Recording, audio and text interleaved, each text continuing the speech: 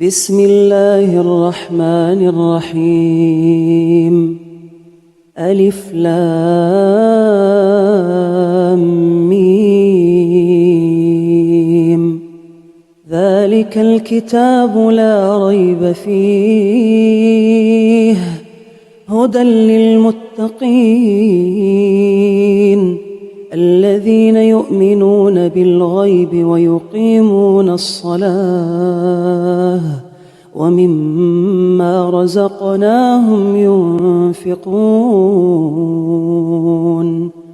والذين يؤمنون بما أنزل إليك وما أنزل من قبلك وبالآخرة هم يوقنون أولئك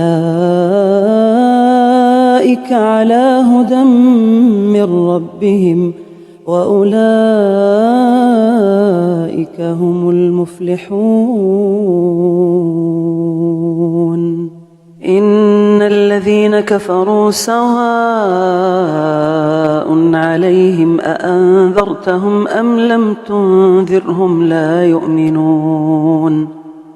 ختم الله على قلوبهم وعلى سمعهم وعلى أبصارهم غشاوة ولهم عذاب عظيم.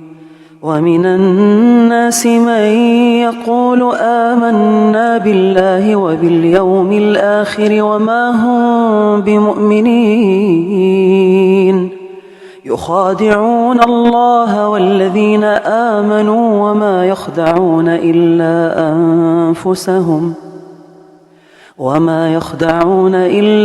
أنفسهم وما يشعرون. في قلوبهم مرض فزادهم الله مرضا ولهم عذاب أليم بما كانوا يكذبون.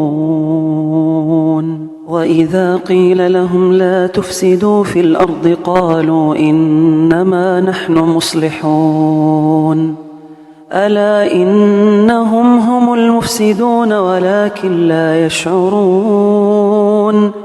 وإذا قيل لهم آمنوا كما آمن الناس قالوا أنؤمن كما آمن السفهاء ألا إنهم هم السفهاء ولكن لا يعلمون. وإذا لقوا الذين آمنوا قالوا آمنا وإذا خلوا إلى شياطينهم قالوا إنا معكم إنما نحن مستهزئون. الله يستهزئ بهم ويمدهم في طغيانهم يعمهون. أولئك الذين اشتروا الضلالة بالهدى فما ربحت تجارتهم وما كانوا مهتدين.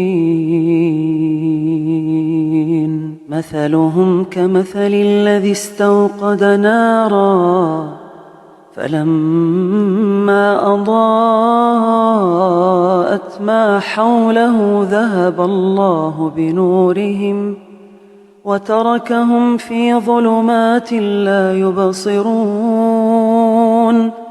صم بكم عمي فهم لا يرجعون. أو كصيب من السماء فيه ظلمات ورعد وبرق يجعلون أصابعهم في آذانهم من الصواعق حذر الموت والله محيط بالكافرين. يكاد البرق يخطف أبصارهم كلما أضاء لهم مشوا فيه وإذا أظلم عليهم قاموا ولو شاء الله لذهب بسمعهم وأبصارهم إن الله على كل شيء قدير.